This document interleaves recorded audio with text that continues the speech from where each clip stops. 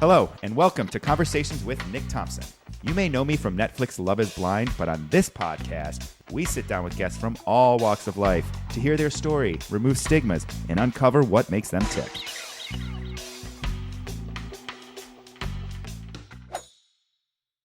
Today we have Amira Mansour on our show. She's a communication expert and coach. We're going to talk about the importance of communication, why people are good communicators, what struggles people are having.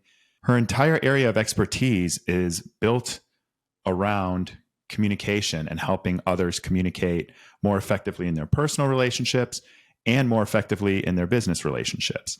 I first connected with Amira over Instagram and started really engaging with her content to the point where we ended up exchanging some voice notes and DMs. And I was truly impressed by her understanding and expertise in communication and the story of how more or less her entire life led her into this path where she was going to find that her passion and her superpower was helping others communicate better. Additionally, we're going to talk a lot about imposter syndrome because our conversations in our personal life have been a lot about imposter syndrome. And she's been truly a great inspiration and kind soul to me as I've started off on my endeavors. I think Amira is an amazing human being, but her ability to connect with people is what makes her unique. And I'm really excited to have this conversation. We're going to learn a lot about communication. We're going to learn a lot about imposter syndrome. And I hope you enjoy this episode. Today's guest is Amira Mansour. She's a communication expert, coach, and speaker. And she has an amazing story she's going to share with us today. And we're going to pick her brain about all things communication. So Amira, welcome to the show. How are you? I am so well. I am so excited to be here. I feel that whenever you and I talk, it just flows. So for everybody listening, I have no idea where we're going with today's conversation. I just know it's going to be a wholesome one. Let's get started with some small talk questions so we can get to know you a little bit. First and foremost, why don't you tell us a little bit about where you live? I am in London, in the UK, born and brought up here. As much as I do love to travel and get out of London, I feel like if anybody is around me on a day-to-day basis, they will know that me and the cold do not get on, the cold weather. So I am in London. Don't come to Chicago. We're back. Spring. We had spring for one day yesterday, and now we're back to freezing cold. I looked at your stories and I was like, yep, nope, it's colder than London. I'm not doing it. So I'm in London. I love it. I'm such a city girl through and through. And the goal is hopefully that it won't always be London full time. There's the next question. Where's part-time going to be? So the answer is I don't know, and I'm happy to go with the flow. The answer is though that it has to be vitamin D, because I also know, and I've also learned that I thrive in certain situations, and actually I have so much choice in my life, and I get to decide it, and I get to create it in a way that works really well for me. So why am I not doing it? So definitely somewhere warm and hot, and that's going to work with my business, but really give me the lifestyle I'm striving for. That's awesome. Do you adhere to any of like the brain health or neuroscience that is really gaining steam about like the importance of sunlight throughout the day to like regulate your body, regulate your hormones? Have you dabbled in any of that yet?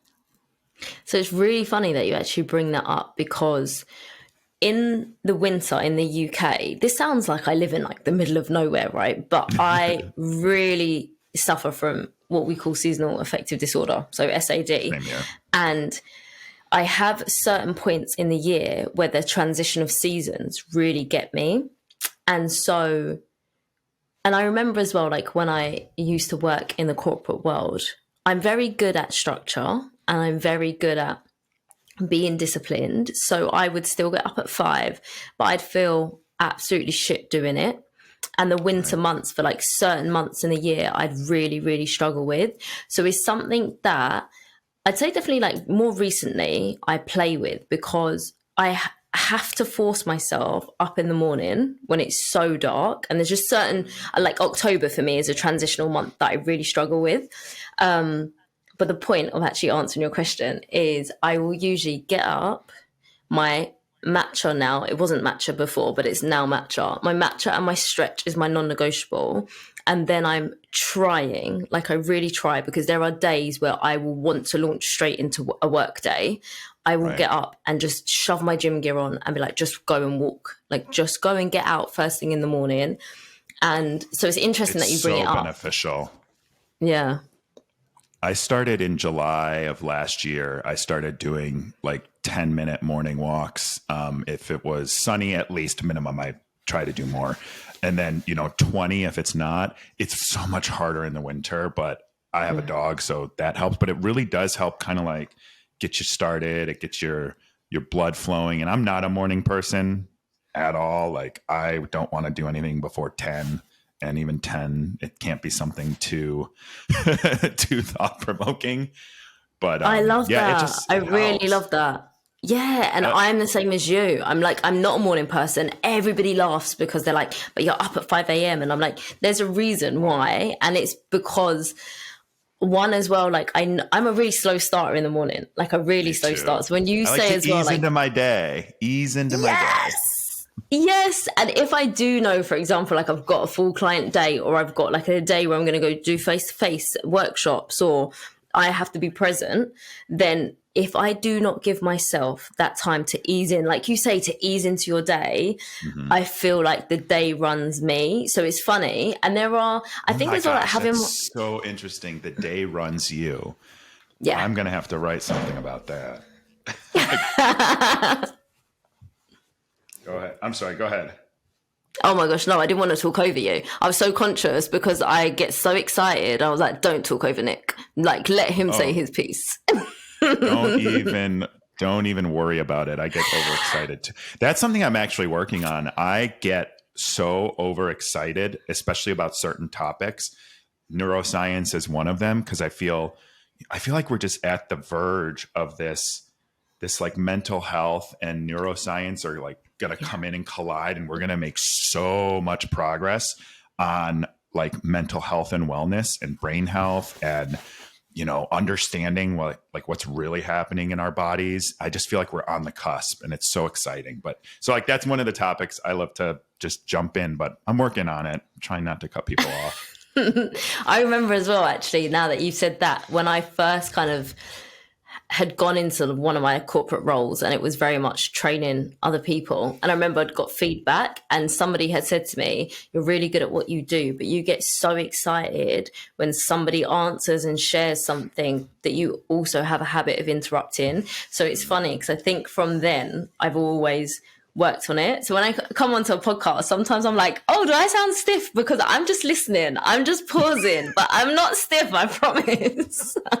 You're definitely not stiff from the times we talked. Okay, good. I'm glad. But yeah, I remember it being feedback from a really early point in my career. And then it's different now when you coach, because I always feel like my biggest skill is listening. So it's very different in a one-to-one setting. No, totally is. So what is your favorite go-to snack? Oh, favorite go-to snack? I don't know if you have these in the States. So something that's generic would be sweet and salt popcorn. Okay. Yeah, we do. Kettle corn. Okay. I think. Yeah. Okay. And then there's another snack in the UK, which is like lentil chips. It sounds really horrible, but they're amazing. And I get salt and vinegar flavor. That is my go-to snack. Oh, we have lentil chips here too. I never used to like salt and vinegar. And now I'm like, I crave it sometimes. I don't know why. So I think it's growth. Like your taste buds change. I'm not going to lie though. I really think that I feel like I'm giving you all my ins and outs of my whole entire life, but I got COVID twice and I actually got it really badly. And I'm sorry. Since then, yes, definitely the first time was tough. And I lost my taste and smell like lots of people, but since it's never really been the same. And so I hear that. Yeah, so I never used to crave salty food, and salt and vinegar wasn't my thing. But I really think that since then, I crave salt, which is really not healthy for somebody that is very into their health and wellness. Well, it's the kind of salt, right? Like there's some Himalayan salt is a good thing to do. Yes. Do you use that? I mean, the electrolytes in there, it's good for you. You just can't overdo it. But that's interesting because I have had COVID twice too, but I actually thought I had just totally something in my genetics that I was not ever going to catch it because I was around it a lot and I never caught it. But the interesting thing is I know everyone who got it early that lost their, I didn't lose my taste or smell, but everyone who got it earlier, they did. And it like never came back the same. And that's what's so weird to me. And some people are like, I think it actually was my therapist who was like, I can't, like all red wine tastes the same or something. And she was just like, so I'm just like getting cheap bottles now. I think that was a year or two ago, but I think that was what she had said. But yeah, some people can't eat pizza anymore. It doesn't taste the same. It's so weird. I feel so bad for people. Yeah, I've got a really, really sweet tooth, And now I sometimes think, I don't think I fully enjoy food like I used to, which is actually very, very sad. And I said it to somebody the other day and they're like, you're joking, right? And I was like, no, I just don't. And I think I notice it if I have a craving, because my craving will be a sweet craving, right. And it's not ever really satisfied, which is very bad, very bad. But yeah, it's a sad thing, Nick. That sucks. What is your favorite? All right, let's go pre-COVID for a minute, pre-loss of taste. What was your, like, just your sweet that would just hit the spot every time? Do you guys have pick a mix in the States? I don't think so. Okay, so in the UK, you can walk into a store. I'm trying to think of one now, but you could walk into a store. It's like being in like a kid in a candy shop, and you've got your bag and you pick all the sweets out that you like. Yes, we have those. Yes. So that would be my go-to thing because you get them in the supermarkets. So I would do that. I love like mini eggs. I love like the creamy white chocolate ice cream cone shapes. Anything that's like pink and blue cola bottles. But I'm a pick a mix girl. You know, I actually went to a sweet shop when I was in England with my friend's younger sisters. They wanted to take me. And I think I spent like $80 on candy, if I remember correctly.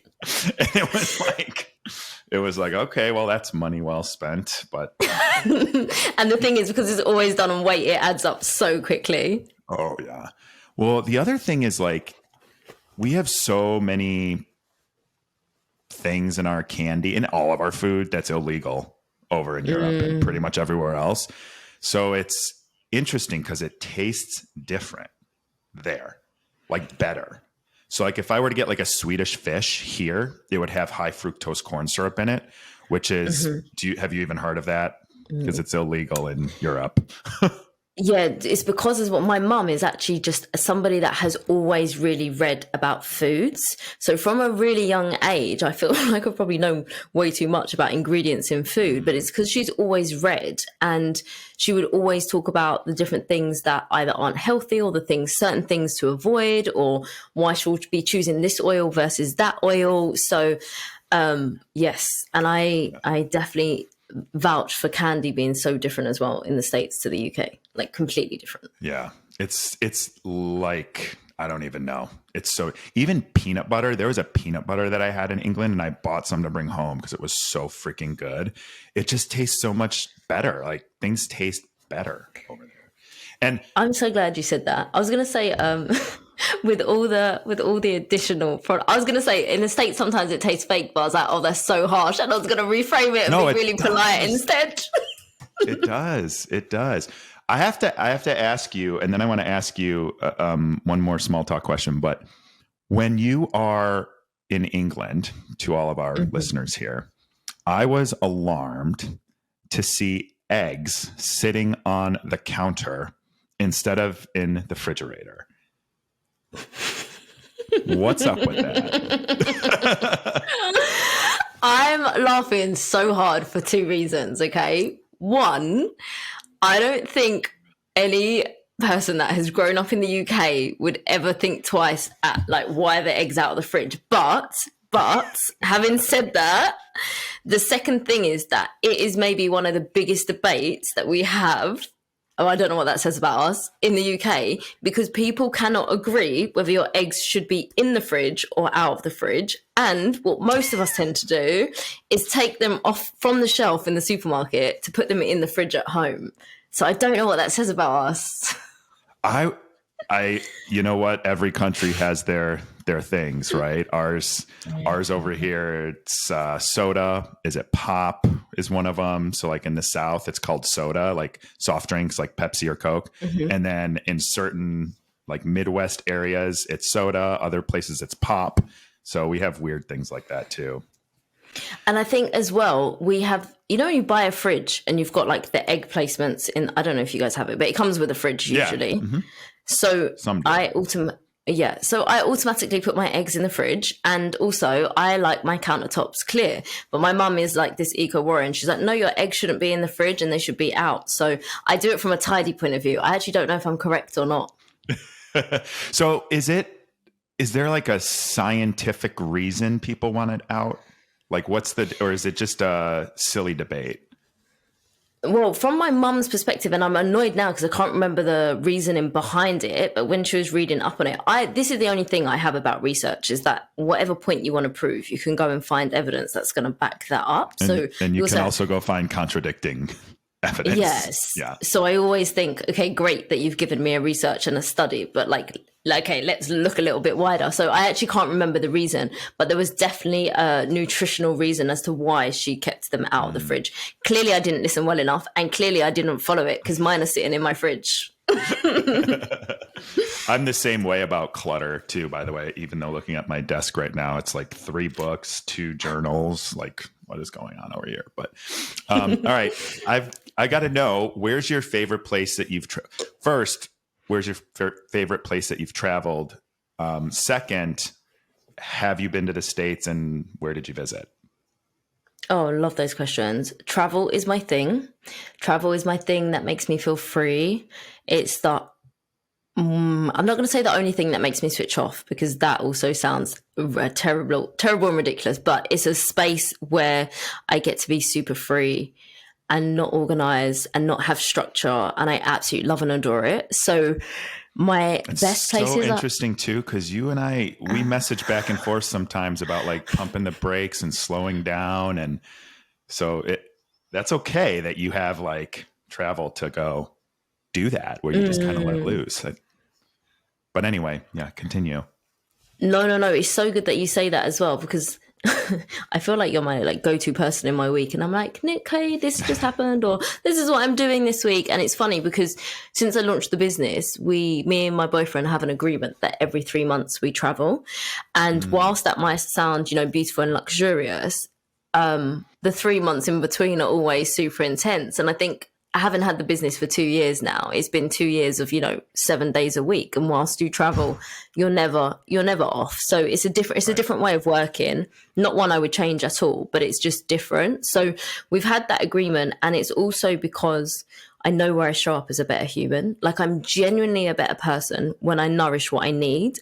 And I think I'm getting deep before I've actually answered your question, but here we are. I think I've spent so long not nourishing me first and not really seeing it as a problem. So I'm not saying like I've been really hard done by, and that's not the narrative at all, but it's okay for me to want to live the life I want to live. And I love traveling, and it feeds my soul, and it means I show up as a better human for my clients, and I'm better to be around, a better human for my boyfriend. So why would I not? So anyway, to answer your question, favorite place I've been to, there's 2, and my experiences were just phenomenal. And I love culture, and I'm a secret fake Spanish, like fake Latino. So one is Costa Rica. And then the second is Brazil, which I know I fully am aware they do not speak Spanish and they speak Portuguese, but they are two places that I hold so dearly in my heart. Those are two places that I really, really, really want to go to. Actually, on Love is Blind, we were supposed to go to Costa Rica instead of Mexico, but there was COVID stuff and they changed it like last minute. So it was very disappointing because I wanted to go to Costa Rica. I did not know this, but I'm going to say when you go, I will have like a list of recommendations for you. Yes. I also had, so like people in Brazil, that's the country that I have the second most followers in outside of the United States. Isn't that crazy? Oh, that makes me so happy. I can't explain like the affiliation I have. And I think that they're the only two countries I've done in like Latin America. And there is very like, it's just my place that I have such an attachment to, and I can't explain it. Nobody really understands it. And originally I went to Brazil. It was on like an exchange for work. And it wasn't two people exchanging. It was that I was going to work for a company to see what skills I could learn and bring back to the UK, and to see what skills I could take from the UK and help within their organisation. And the first time I ended up going for 2 months, and I'd gone on my own. I'd flown out there a little bit before like my start date, and I ended up doing street carnival on my own, which in hindsight is okay. I look back and I'm like, that was ballsy, but I didn't think it at the time. And I just like, yes, there was loads of tough and challenging moments in that time, but I remember feeling so at home really quickly. And it was just an experience where, I mean, looking back now, it's really easy to be like, it was a pivotal moment, but I didn't acknowledge that for ages. But I just felt so authentically me. And I was like, just so important. Oh, yeah. So I love Brazil. I love Costa Rica. They are like, I could talk about it all day, every day. That's how I felt when I went to Sweden. So I used to work for a Swedish company, and I've been there like 7 or 8 times now. And I remember the first time I walked out of the airport and just into Stockholm, I was like, there's a sense of calm and a sense of like just going with the flow and doing you. And it's so different than I could ever explain anywhere I've been to in the whole world. And so I was going to ask you, what draws you? Yeah, to Sweden. Yeah, and you said it when you said there was, you said you walked into Stockholm and there was a sense of calm. And I was like, oh, I get it. Like it was, and because I would describe Brazil and Costa Rica for me as like freedom. And in Costa Rica, you say pura vida, which is like just live life. And so you describe it as calm, and I describe it as like, it's literally living and being so present in the moment. And I'm like, oh, this is what's missing from my life. Yeah, that's exactly it. Well, here too, it's in the States, you're so tied to your job. And I try really, and I'm guilty. Like I worked really hard to prove something to myself with my career. And then at the end of the day, it was kind of like, well, this doesn't define me. This is actually such a small part of me.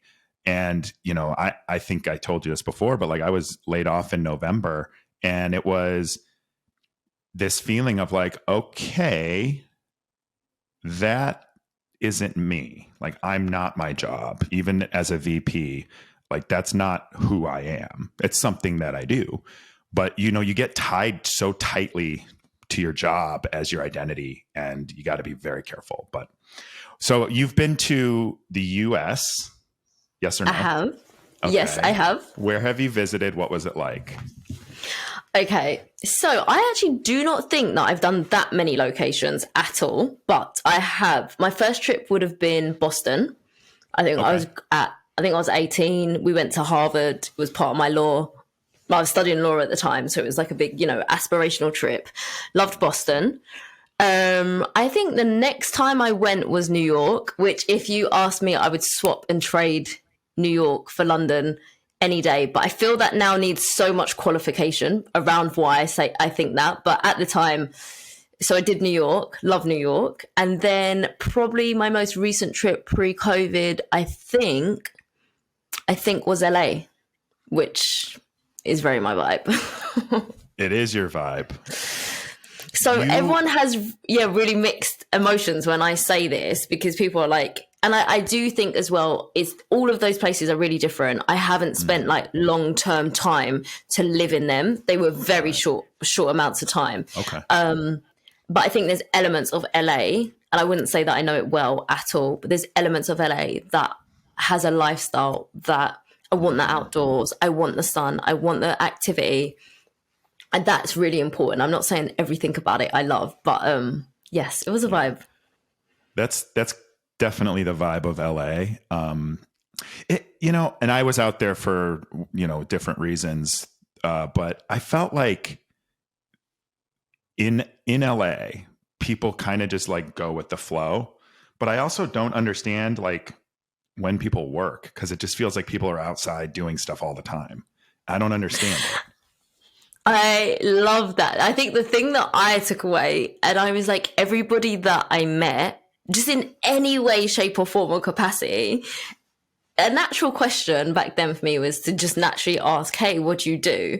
I don't think I've had as many business cards in my life handed to me to be like, hey, this is my name and I'm an actor. And it got to a point where I was like, I know what you're going to say to me. You're an actor. I get it. I'm really rooting for you. Go do your thing. But it was funny. But I think as well, I'm really drawn to creative people. I think it's something that I really admire. So I wonder as well if there's a reason why I love it. But I do know what you mean. I'm like, everyone's busy socializing, doing life. And I'm like, okay, you work too? I know. That's the thing. And I'm super intrigued and attracted to creative people too. So I definitely get that. But I don't like New York. Like, I don't care if I ever go back. Okay, tell me what you don't like about it. I feel like you might understand this more if you had ever been to Chicago, but they don't have alleys.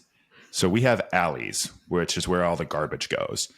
But in New York, I don't like that. It's the clutter. It's the smell, like walking down the street and there's just garbage bags there. I used to say the rats because I saw a rat that was the size of a cat when I was there, and I don't like rodents. They like really give me the willies. But now I guess Chicago has a worse rat problem than New York, so I don't think I can say that anymore. And then of course the pizza, which I've talked about before. New York's pizza is cardboard, ketchup, and cheese, and I just don't like it. And we have deep dish here in Chicago, but even our New York style in Chicago is better than New York's. Because it's all in the sauce. I feel like you have 3 very valid reasons. And I'm like, I don't think I can counteract them. But also, pizza's not really my go-to foods. So I don't think I would ever in this interview right now. I'm like, no, keep me on, Nick. Keep me on. All right. So we've small talked a lot here, but what I want to ask you is my favorite question to ask everyone now is, what did you want to be growing up? How did that change? And how did it lead you to where you are now? Oh, I love it. I wanted to be a TV presenter. That is what I was always going to do. And interestingly, because when you talked about, this was obviously like a news anchor or a weather person? Or like a talk show definitely. host? It's so really funny because actually, I don't think I ever defined it. Definitely not the news. That was not, it was like too serious for me, which is funny and irony because I'm a very serious person.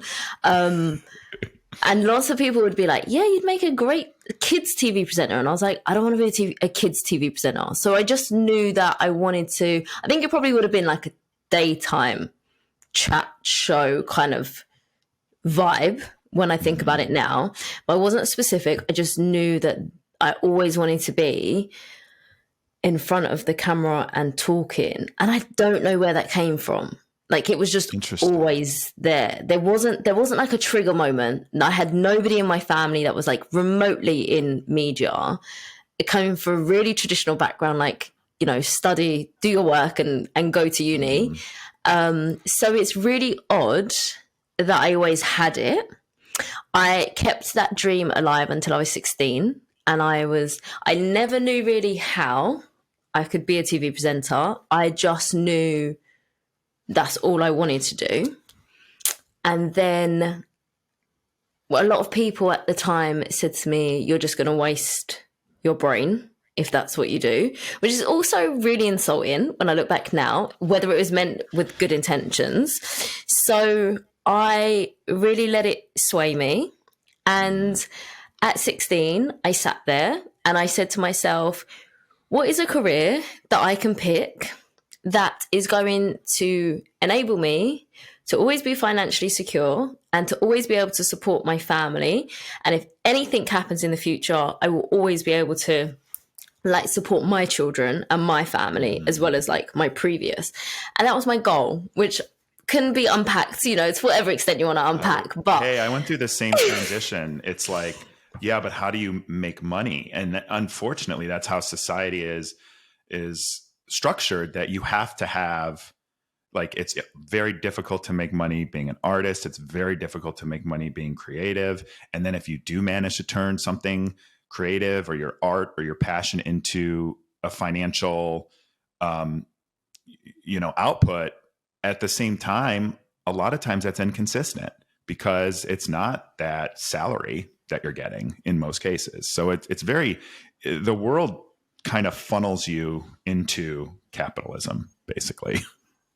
you said it so beautifully. And I love that. I love that you've said that, because I don't have a family yet in terms of, as in kids. That sounds like I grew up on my own, but I mean, I don't have kids yet. And you know, I can only talk hypothetically, but I think there are things that are important to me now that I hope I take an approach that doesn't funnel them. And I really hope that I'm able to embrace, I mean, it's everything I talk about. So it'd be absolutely detrimental if I couldn't do this with my own children, but I just don't have them yet. So I don't know how I'll be, but I really, truly hope I can embrace them as a whole and say to them, hey, like, there literally isn't a limit. Like, yes, you have to be able to sometimes see things to really truly believe that like it is possible and it's a thing. But just because you don't know how, it doesn't mean that you can't. And it doesn't mean that you might not. I already worked really hard. Like, one of my biggest pros about me is my work ethic. So if I can do anything, why didn't I put all the energy and the effort and the relentlessness and the discipline that I have and overdo to the thing that would have really lit me up at that time? And I am a big believer that the universe works and my path is exactly how my path should be. But I hope when I have kids that I embrace them in that way, to just fully let them know that anything is possible is not an empty statement. It truly, truly is. But your mind is so powerful. And if you don't know how to combat that and to challenge that doubt, it will literally stop you from taking all the action that you really, truly want. And that makes me super sad. That's so well said. And I actually wrote an article on LinkedIn yesterday about imposter syndrome, which causes that paralysis of when you don't believe it's possible or you don't believe you can. Like, that feeling can just overtake everything if you're not careful. So from what I know about you, I believe you'll be able to instill that practice into your future children for sure. I can't imagine it any other way. But it is disappointing that, like, that's just kind of how society is, right? Like, you don't have a baseline where you can, like, I'd much rather live the life I have right now in the condo that I have right now, doing the things that I'm doing right now, and just be able to afford it and have a little extra money to travel. I'd be happy. It's so funny that you say that, because I'm 2 years into the business. I spent 12 years working in the corporate world, where I would say my salary was like, it was good, right? I had a good standard of living, and my business doesn't match what I earn at the moment. Like, it really doesn't. And exactly as you say, I'm so grateful for like my home. And I'm also really grateful that I bought it while I was in corporate world. I really do think the universe backed me. And also particularly because it's where I work from. It's where I spend so much time in a really different capacity. And I remember, it's really funny how things do a full circle. I remember when I bought it, and the first probably year or so, I was still in the corporate world. And I remember feeling so sad that I'd bought this incredible space that was literally at that point in my life, my dream home for so many different reasons. And it wasn't about materialistic, is my space has so much to do with how I function and a lot to do with how I've grown up and why space is really important to me. And it was something that would have been like kind of going back to the moment of me wanting to be a TV presenter, so far out of my reach that I'd made it possible. And I remember feeling so sad that I spent more time at work than I ever did at home.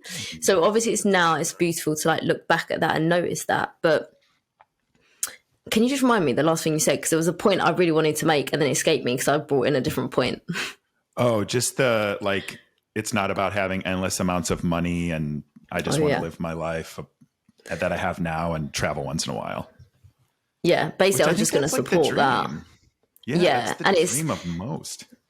Yeah, and I love my life, and it doesn't mean that there's not hard moments, and there aren't moments that, I mean, I still have so much growth, and I have so many, like, I know where my blocks are, and I'm like, oh, it's still really frustrating, and I constantly, every time I'm like, I level up, I'm like, oh, Jesus, here's another block, and right, we've got to work through this one, and like, I think the January, February of this year, like the first couple of months have actually felt really hard for me in a different way that I wasn't ready for and I hadn't expected. And only in the last week or so, I feel like it's shifted.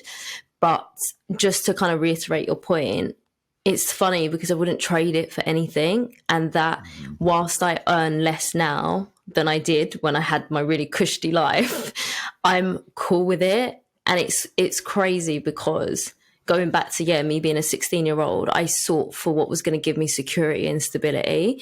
And I probably don't have that at all now, or I don't have it in the way I thought I would. But yeah, I love it. I love the freedom. Well, you have it and in here. That's the difference.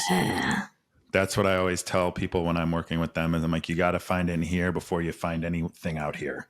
Because if you're not feeling happy because maybe you liked the luxurious life you were living before, but if you're not happy on the inside, like none of that stuff matters, and you sure as hell can't take it with you. Like you're going to pass on one day, and all this stuff that you gave your entire life to have doesn't matter anymore. So like, why not embrace your connections with people? Why not travel? Why not explore? Why not do what matters to you and be passionate about it? I think honestly, that carries so much weight, and it's do what works for you, do what you're passionate about. And I think that I know, like, we've talked and we have deep conversations, and every time I talk to you, I love it because there's so many similarities that I never imagined, right, that you and I would get on. And not that I thought we wouldn't. I just didn't have an expectation, right? And I think if you put us on paper, you'd think our backgrounds are quite different. And actually, when I talk to you, I love it because there are so many similarities. But I think for anybody listening, it's not about them being like us, but it's just when you said the point, do what you're passionate about. Like, everyone has their thing, and you don't have to go on some huge quest for it, but just do you and keep doing you in the best way that you know how today. And literally one thing will click and it will lead you on that path. So I felt like that was a really important thing to say. No, I agree. And I think that's spot on. So tell us, you ended up in corporate America, or not America, you ended up in corporate England. What were you doing and what was your experience? So at 16, I decided I was going to be a lawyer. That was my new path, and it didn't really change. That was it. I went to college, I went to uni, I qualified, and I didn't end up going into it. So I got a job in finance, and at the time I was going to law school in the evening to get like the last bit of my qualification. What type of lawyer did you want to be? So from the beginning, from the age of 16, I wanted to be a family lawyer. I was always going to be the person. When I said it, I was like, Nick is going to laugh when I say this. I wanted to advocate for kids that were going through like some sort of divorce with their parents, and they weren't. Ironically, I was going to say if you weren't family, I was going to think you were going to say divorce, to be honest. So that's funny. And I was like, look how you... No, oh my gosh, no, not at all. And I laugh so much because I am about energy, and I as much as I always talk, and we'll get to this as well, and I talk about, you know, being open and vulnerable, and it's been such a journey for me, and it's why my whole entire business is built on it. And when I see it with my clients, but it's a full circle moment. And it's funny because it was never ever about what I was going to do. It was just about the thing that's really important to me is people. And anyway, I wanted to advocate for kids going through either some sort of divorce or family court that basically didn't have a voice, which leads to everything I do now, right? But it was all about them not being able to express themselves, which is not irony. It's just my whole entire story pieces together. Somebody said to me the other day, because I don't think it's something that I like publicly talk about. And there's some reasons why, like, you know, some parts of my story are just private right now, and they'll, you know, I will share more as I grow. But I guess I was giving somebody like my end to end, very much what you know, and they turned around and they're like, don't you think it's like, they didn't say bittersweet, but they said, don't you think it's irony that like, this is how like your whole entire life pieces together and your business now represents that? And I was like, yeah, it was intentional in terms of like, because I'd gone through it all and I'd learned it. And so it made complete sense. And they were like, yeah, like I just didn't realize that. And I said, yeah, like it's all led to this moment as to like what my life looks like and how I operate. But anyway, point is, I ended up going to get a job in finance, and I started off as an admin, and it was a temporary role. It was for like 2 months. And then I asked them to keep me on.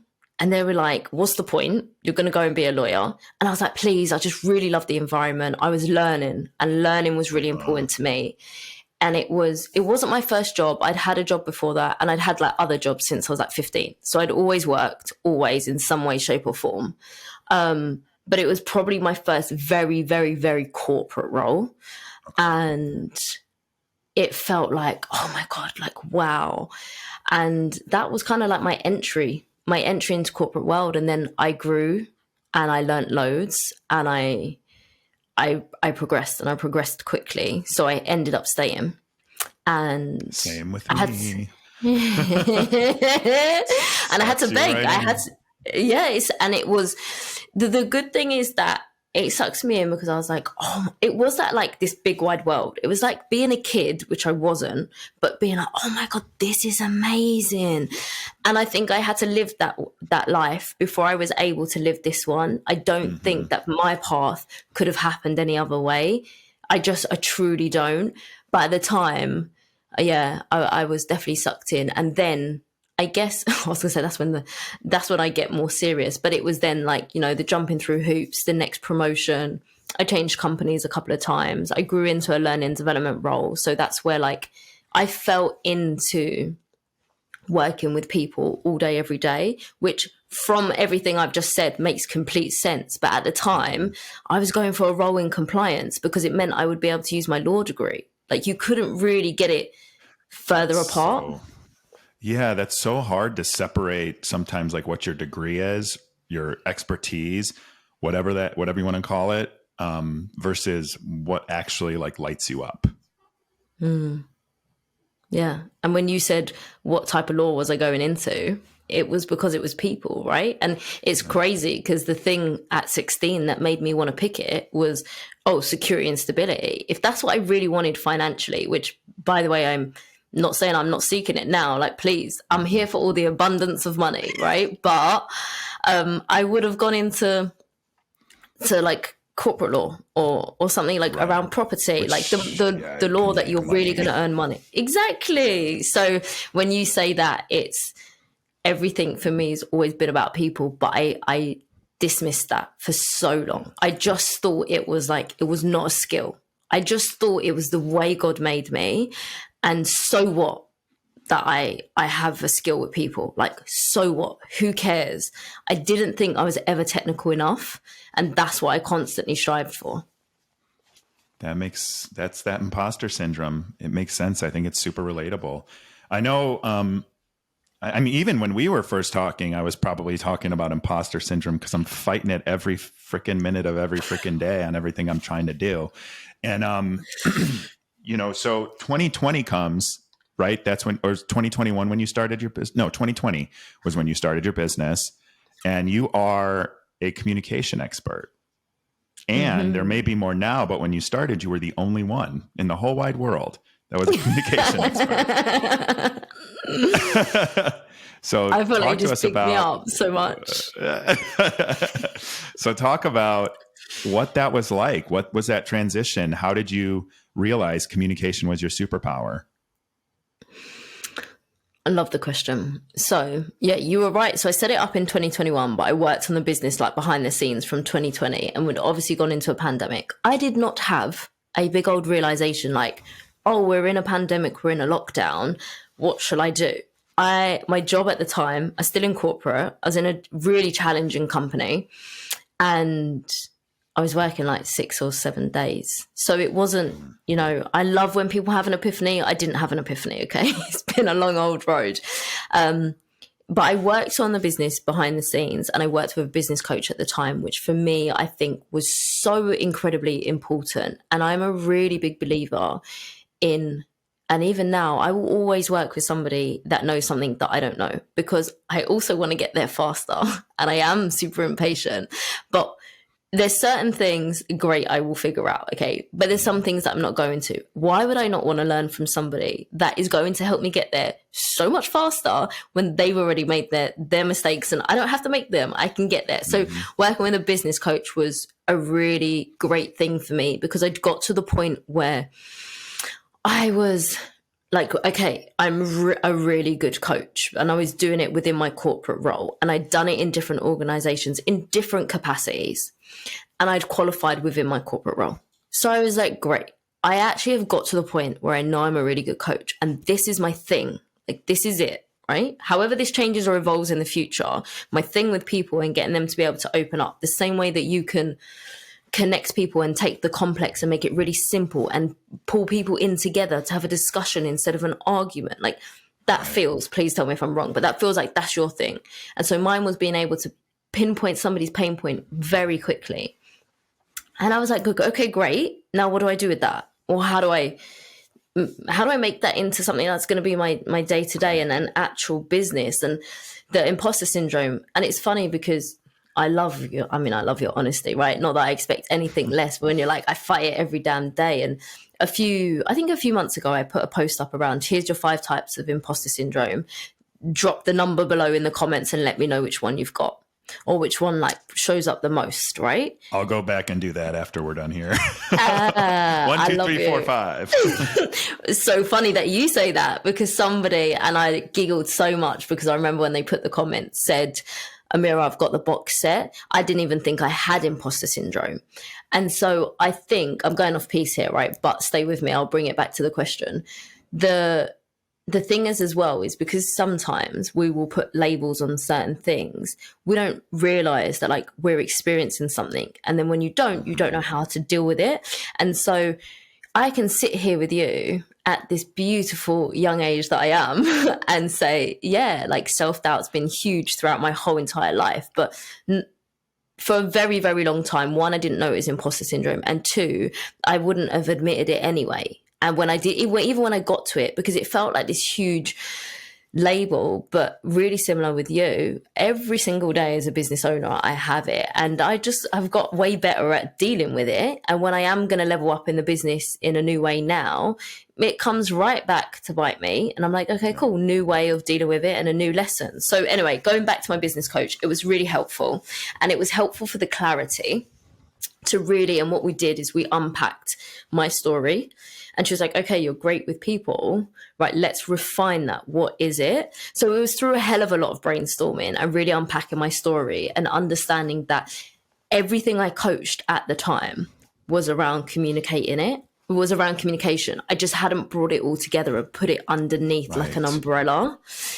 And then I'd done about like 8 months of like market research. And she's like, right, go do your research, go see who else is out there on the market. Which by the way, like that in itself, 8 months of research, that's imposter syndrome making you procrastinate so that you know what I mean? It's like it sneaks up in the weirdest ways. And I wanted to add to what you were saying. That's so interesting because I had this moment about 2 or 3 weeks ago. You are in a business getting paid by a corporation. You're coaching people, right? What? You're coaching people. You want to be a coach. Like, you're already doing it. And that's the weird thing is, I've been coaching people secretly, not so secretly anymore, but like kind of secretly for a little while to sort of build up, learn, right? Like you're saying.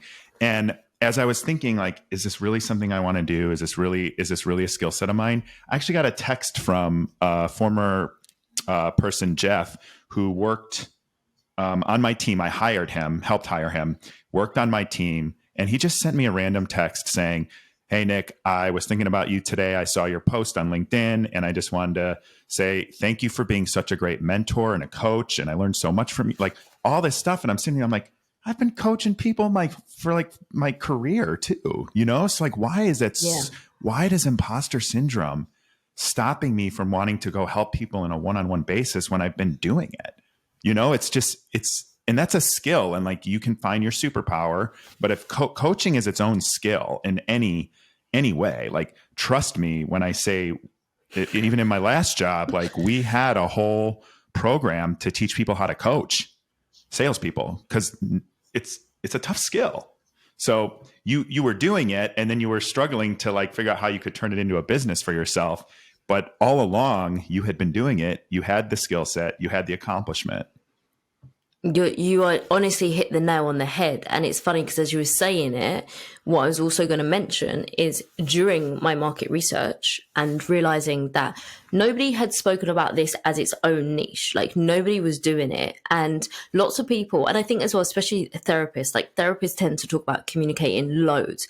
But of course, therapists as well tend to be, as much as they can have areas of like expertise, it's weaved in with so many other things. Right. And for me as well, it's like actually that's how everything manifested for me, of me like not going for my promotion, not asking for stuff, not asking for help. And it crippled me in so many ways. And it's actually funny because somebody said to me yesterday, "Oh, Amira, I admire what you do so much. I can't believe like you get up and you speak in public and you hold this audience or you host this panel." And they said the anxiety it gives me, and they were explaining their emotions. And I said to them, 12, or I lose count now, but like 14 years ago, I wasn't able to stand up in a team meeting without going bright red.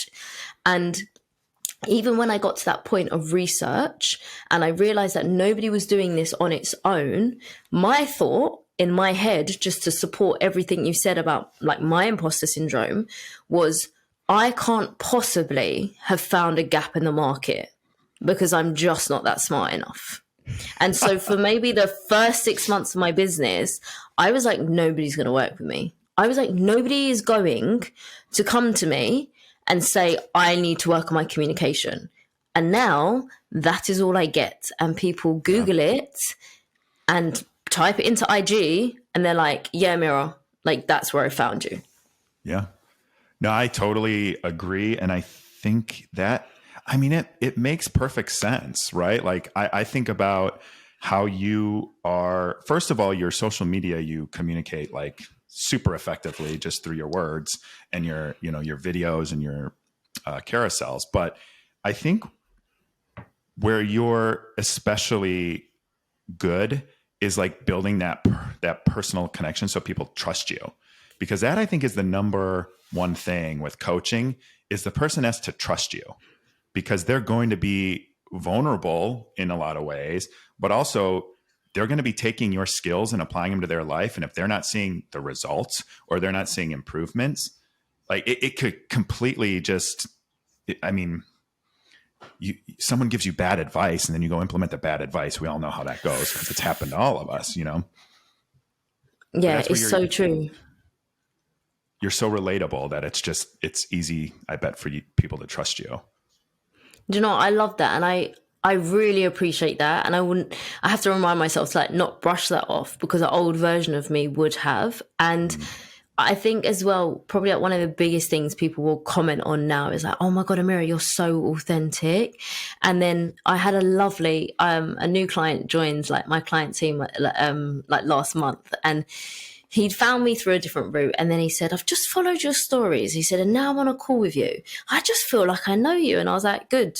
I said, I don't want it to feel disjointed. And I was just like, but it also it's such a journey. So it's why I don't take it lightly. And like my journey to being authentically me has been a hard one. It's why I coach on it, and no one needs to spend their whole entire lifetime like I did to figure it out. So I appreciate it so much. And I think that I always say, sometimes I will get somebody say to me, not a client, but in a different context, Amira, I need to tell you something, but like, can you keep it between us? And I was like, guys, I keep people's secrets for a living. Yeah. Like, I am maybe the most top secret person. So I do appreciate when you say that. And I think that that's probably one of my USPs. Like, people can open up in a very short space of time to me and we'll find the pain point and then we work from there. And that took me a really long time to recognize. I love that. I couldn't agree more. And it is your superpower. You know, that it's so funny because when you were talking right there, I was thinking back to like our first conversation, and I believe I shared with you that I was starting my own coaching, and I hadn't told anyone yet except, you know, one of my, I hate to say mentor because I'm like 10 years older than him, but one of the founder of the company Arcbound that produces this podcast, I sat down with him and he helped me realize that's what I should be doing. So it was very much your vibe that I was sharing some. And I am well aware that when you share your ideas with people, you get the dopamine hit. And so then it's more difficult for you to actually do it. So I don't share a lot of what I'm working on or what I'm doing because, one, I don't want that hit. And then I've talked about it and it gives me the same feeling of actually doing it. So I don't want that. But with you, I just felt like we connected so quickly and I trusted you. And, you know, I was able to share some of the stuff I was doing. So I've lived it. Oh, honestly, that's like, for me, when somebody shares that with me, that is literally like, if I have a hard day or I'm struggling or I've got doubt, or like last week, some detrimental things went wrong in the business, and it's part of my life cycle, of being a business owner, right? And then this week's been a fabulous week, and like, last week was horrendous. Like, I cried in the middle of the supermarket, and it's, you know, developing a different point of resilience. But the point is that hearing that, like, from anybody, whether it's a client, whether it's you, whether it's how we connected, that literally brings me so back to my core, and I'm like, oh yeah. But like, doesn't that make it all worth it? Like, that's my why. And like, that's literally enough. And that's literally, if I can get that every day, I'm like, cool, I'm doing what I'm supposed to do. Right. And that feels really good. Like, really good. That's great. I know we're at time. Do you have a little more time, like 10 more minutes? I'm actually very good. Yeah, okay, I'm so great. Good. I made sure that this was my last thing of my day because it's also how I wanted to end my day, because I knew we were going to have a beautiful conversation. So you're helping people and businesses better communicate. You've been doing this for a couple years independently on your own, but you've been doing it longer in your former professional career as well. What are like key trends or a top trend that you've noticed with your personal clients, and then of course in your businesses too? So there's going to be a few different things, and I try and make it and say it in a way where like most people are going to relate to it, right? The first thing is the narrative around whether you think you're a good communicator or not. And it feels, for like trends, people inherently believe that it's a personality trait, and it's not. It is a skill set that you learn, right? So that is definitely the first thing. And it's the narrative of, because it's not who I am, which goes back to your point when you talked around your identity and actually being laid off in November, being like, wait, I am more than my job. And I went through the exact same thing. And even now when I run a business, I have to be so mindful to be like, I am a really good coach. I think I'm learning to be a better business owner every day, but it's also not my whole self. And I have to remember that, because I find it really difficult, because it's also like my core and I love it so deeply that it's hard. So just a bit of a side note there, but the narrative is really important, that it's not a personality trait at all. It's just a skill set that you haven't learned yet. You do certain things and you have a communication blueprint that's come from your upbringing and the way that you saw things role modeled. And I'm pretty sure that nobody's unpacked that with you. So you're walking through these situations at work, in your dating life, in your relationships, with your family members and your friends, very blindly, not understanding why this is showing up. And I know as well, especially like mental health is a huge umbrella, for example. And so people will talk about anxious feelings and anxiety. And I'm like, okay, your overthinking is getting triggered because actually you might be suppressing your emotions and you can't actually open up, but you don't know how to open up because you never saw it, or you did see it and something bad happened. So a bit of a detailed answer there. First trend is definitely thinking is part of your personality and thinking that you can't change it, that this is just going to be who you are for the rest of your life. I couldn't agree more that is my experience just in life. And, you know, I haven't always been a great communicator myself. I've gotten better. I mean, I used to really suck at it. I'm still getting better at it, but, you know, it is a skill, and it's one of those things that if you're not in a comfortable space, and again, in here, you got to be comfortable in here. And, you know, that's really one of the things I like to work on with people too, is that my new thing is you need to go into every scenario in life with your eyes wide open. So you're seeing all of it and you're assessing all of it. And then you just be yourself in that situation. And that is so hard for people because they don't know how to communicate. If someone says something that is inappropriate, upsets you, like, people would rather not say anything, take it, start building resentment. Then and that's, you know, coming with that is active listening, and that comes from like safe relationships and safe spaces. So it makes perfect sense that people struggle with that, and it's not a skill you really learn in school or anything either, which is crazy. Like, you do speech class. I remember having to get speeches and I would be terrified. So you just hit the nail. I'm nodding. Like, if anyone can't see this visual, I like Nick talks and then I nod furiously because I get so excited. I'm like, yes, yes, yes, right? And it's because you get it so deeply that I just love talking about it with you. But yes, right, I bang on about this. If my community are listening to this podcast, which one I really hope you guys are, they are going to hear me say this all the time. But I always say, like, nobody taught us how to communicate well. Okay, my whole life goal is that one day in the future we'll full circle and it will come back to schools and I'll figure out how to do that. But that's the goal, because I just think if we can widen that horizon for us from a younger age, it's going to help how we feel about ourselves and it's going to help our relationships. Not there yet, but like you said, we didn't get taught it. And then we blindly go into different types of relationships, and then we struggle to ask for a pay rise. Like, at the moment, my DMs are full with people having such bad conflict with their managers, and I say this very lightly because obviously in that scenario, I only ever get to see it from one perspective. So I'm very mindful about how I approach that. Right. But when you said people would rather not say something, right? I'm going to give you a second and a third trend in a moment, but that relationship with your manager is like so detrimental. Like, if that person is in that role and doesn't know how to lead. So when you say there's been entire programs that, you know, for organizations around coaching, because it is a skill. Yeah, people get promoted. I was doing a corporate session yesterday and the founder did his part first of all. And he said, he was talking to his whole entire leadership team and he said, guys, I just want to salute you all in this room for leading. He said, because how many people have been promoted into a leadership role that didn't want it? How many people just got promoted because you were technically good at your job, but actually never signed up to deal with people? Yep. Yeah, and the conflict that it creates. So going back to, I guess, a second trend. Well, and one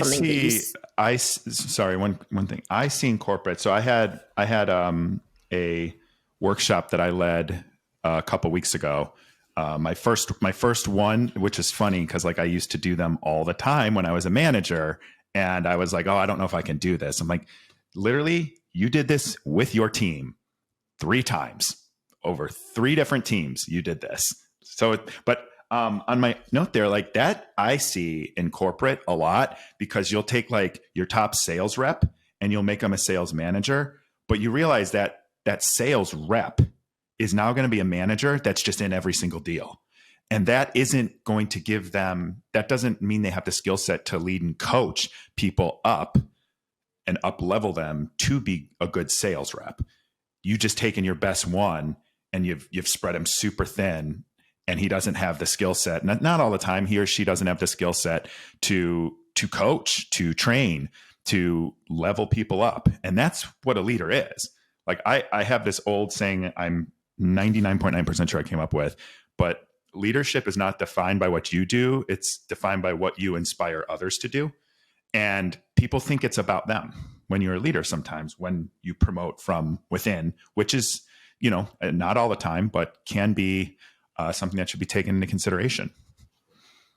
So I just want to back up like 3 things that you said. First of all, I hear you so loudly and clearly when you said you did your first corporate session the other day, like under your own like banner, or like your own brand, right? I just want to shout you out and say congrats, because I'm smiling because I remember like that feeling of when you've done it under your corporate banner, your role that you've always done, and then to shift it is such a different feeling. So I just really want to shout you out on that one, because I hear you and you're like, oh my God, I've done this with my team so many times. Like what? So you're like, yes, let's celebrate that. And when you talk about the leaders and for example, taking a technical person and spreading them too thinly, it would be amazing. I'm not saying this is the solution for every organization, but it'd be absolutely amazing to like keep your technical people as your technical experts and elevate them to whatever that new role is that isn't people focused, that technically levels up the team, and then keep your people managers. And when the quote that I'm so going to back you if you've come up with that, right? But it's really funny because in my very, very like first ever job, I actually worked with my dad, which was highly intense. Don't know if it was traumatic, but I also learned the most incredible amount that I think's given me such a foundation. And I remember, very similar to what you've just said, the quote was always, if you are a great leader, your team should always be able to operate without you. Like you shouldn't need to be there. And it supports what you just said. So I really wanted to ad lib on that. Well, when I left to film Love is Blind for 3 weeks without any phone or access to a team of 12 that I was leading the global marketing team, and I was terrified. And guess what? I came back and the place was still in business and the team did a great job. So I'm just going to highlight that and say, remember that when self-doubt creeps in. Right. So you were going to do 2 other trends, you said. So I think one is around conflict. And what we're talking about now is that most people don't know what conflict is. And I always talk about, which I think I've coined, but I really need to double check this, right? So if I have, I'm going to trademark it. But let's do it right now. Or maybe not if you're going to trademark it. Yeah, I was like, oh. But it's what I call a conflict state. And so we have a state where we communicate when things are going well. And we have a state when we communicate when things aren't going well, which is a conflict state. But usually we don't know that we shifted into that state. So I would say that the trend, if I think about my one-to-ones, that most people believe it is better to sweep something under the carpet, to not address something, and that don't worry, it's going to resolve itself. Or I get the common comment, Amira, they're not going to change, so why am I bothering? So the trend, that's a huge thing, right? But that's the trend. And the trend is really around. I like to share with people too, like you cannot control other people. You cannot change other people, but you can make a change. Right. And then it comes back exactly as you said, it's down to your needs and being able to express that, which goes back to your authenticity, but it's also your way and your path of showing other people, hey, this is what I'm okay with and what I'm not. And without that, relationships are any type of relationship is supposed to have hard conversations. You're supposed to. And I remember there was a really pivotal moment for one of my clients before Christmas. And she said, I didn't even know I was in conflict. And I was like, I know, but it also looped back into her narrative of striving for perfection. So she avoided conflict because it meant she wasn't being perfect. And if she had any sort of disagreement in any sort of capacity in any type of relationship, it meant she wasn't perfect. So my second trend is very much around conflict will resolve itself. That is so interesting. Man, I feel like we should do a whole episode on conflict because it's really interesting. And now I'm thinking about like times I've avoided conflict, especially at work, right? I'm so here for it. I think it's one of my probably like I have such a broad umbrella, like communication shows up and looks different for everybody, but conflict is very much very similar, Nick, when you talked about being able to bring people together for you, and you're able to open that discussion and make it like a really beautiful discussion where people can listen. I'd say for me, conflict is probably my thing. Like I'm a very good mediator to get to a resolution. That's great. And did you have one more? One more very quick one is that being assertive is not the same thing as being rude, and we have to be able to differentiate the two. That's so true. That is so true. I know I sometimes I'm very direct and I'm very sarcastic. And when I'm direct and sarcastic at the same time, it can come across in a way that it's not meant. So I totally get that. Okay, so question for you. I feel like I might be stepping. Yeah, I was going to say, here's your chance now. Ask me questions. So I guess I'll get ready. Okay, I was like, can I step into that, or did I go in there too early? So when you're aware of when you communicate in a way where you can be direct and sarcastic, and that might not come off in a great way, how much do you think you did that when you were on Love is Blind? Ooh, okay. Great question. So, because one of my big learnings and takeaways from that show was that sometimes, but here's the other thing, like it's a double-edged sword. Like I can be very sarcastic. I'm very witty, and in conflict that can be dangerous. And that's where I feel like I've really learned to take a step back so I can respond instead of reacting, because I will say something quick. It'll be funny. It'll be sharp. It'll be sarcastic, and it will sting. And I used to do that in my really in my 20s. I thought I was fine, but like I would sting people, and it wouldn't be coming from a bad place, but it would. So I think like on the show, one of my biggest takeaways was that since I am direct and I do ask people a lot of questions, and I sometimes was feeling like people weren't paying attention to what was going on. Like, hey, in a couple of weeks, you're going to maybe marry this person and you're not going to talk about X. Or are you really going to marry someone who makes you rehearse conversations before filming? Are you going to, these are the questions that I was asking, or the famous one that a lot of people hate me for is saying that, asking Jarrett what he thought about Mallory after seeing her, after he had proposed, because I was there, I lived the whole thing, and, I gave my advice and stuff like that, but I just felt like people on that show were not taking it seriously. And from my perspective, it was like, well, I wouldn't be in most of these situations, and I had, my whole situation, but like we connected right away, and, whatever happened, like that connection's there. It's going to be there forever.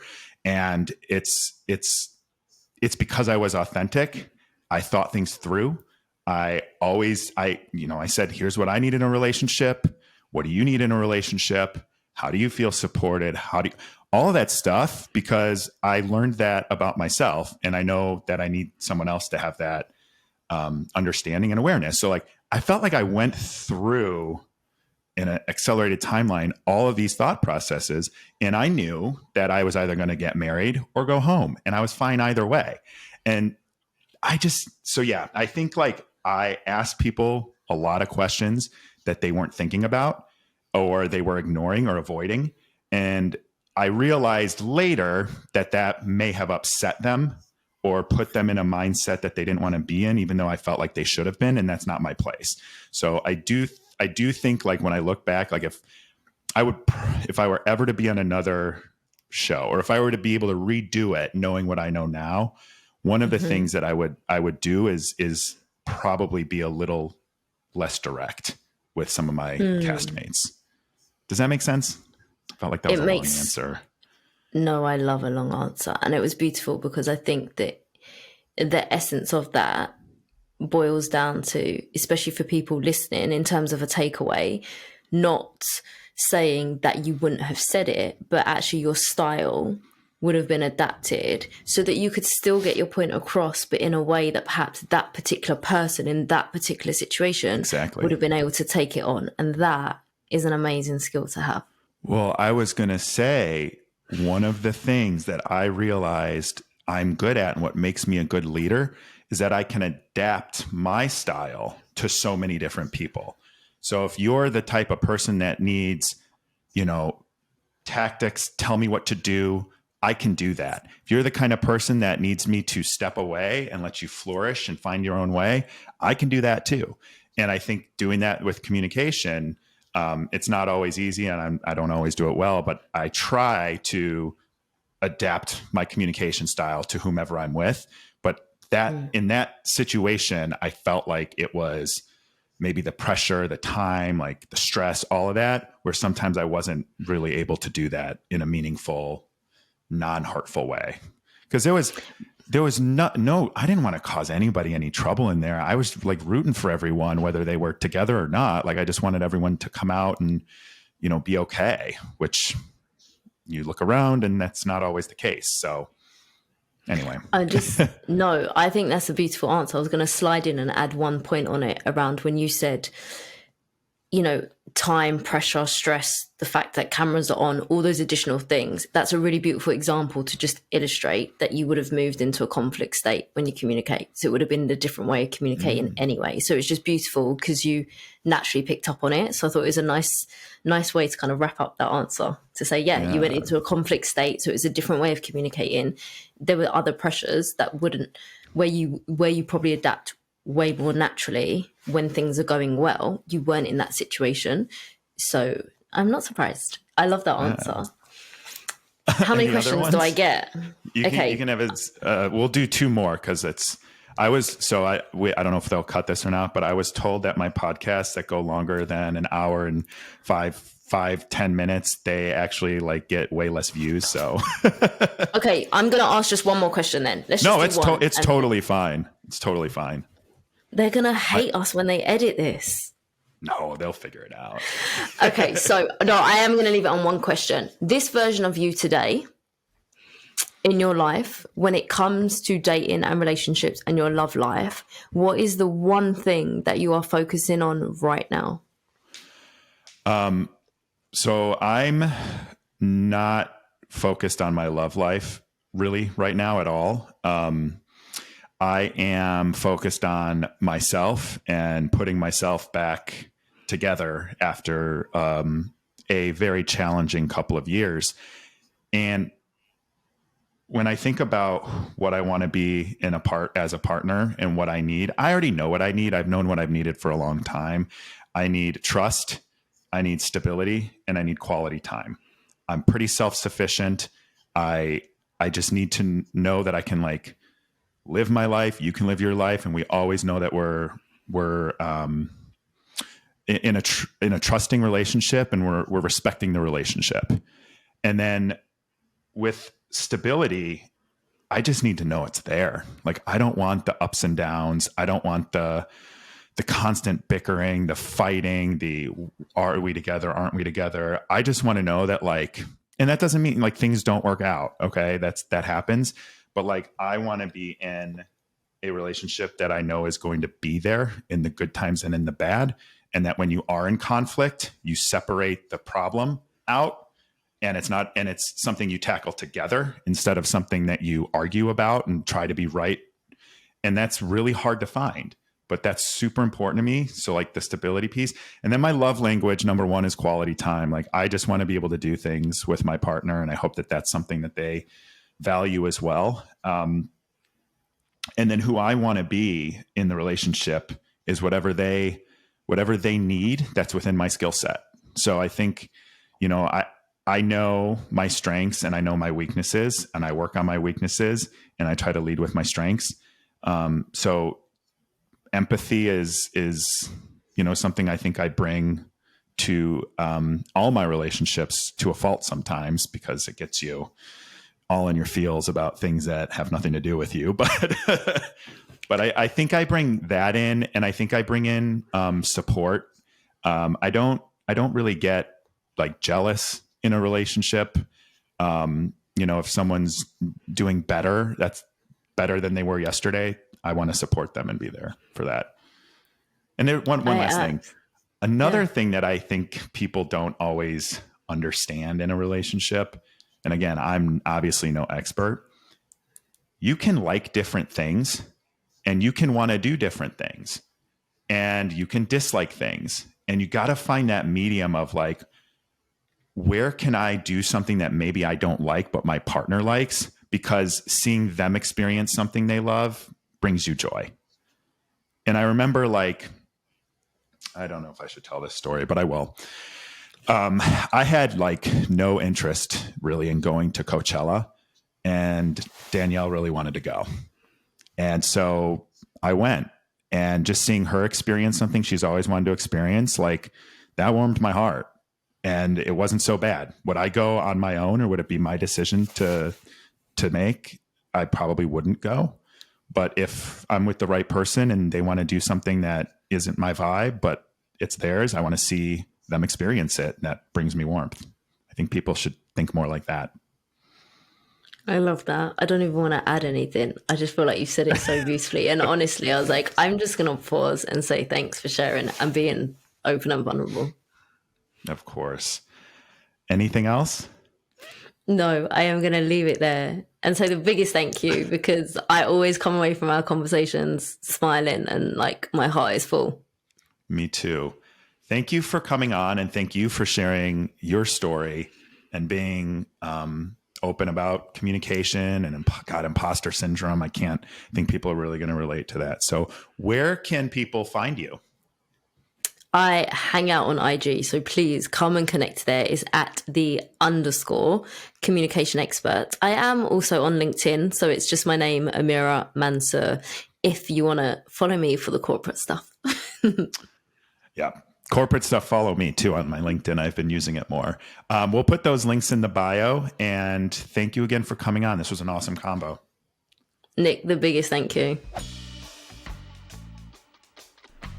Thank you for joining me on another episode of Conversations with Nick Thompson. If you enjoyed the show, be sure to follow us and leave a review on Apple Podcasts, Spotify, and YouTube. Links can be found in the description below, and we can't wait to see you next time.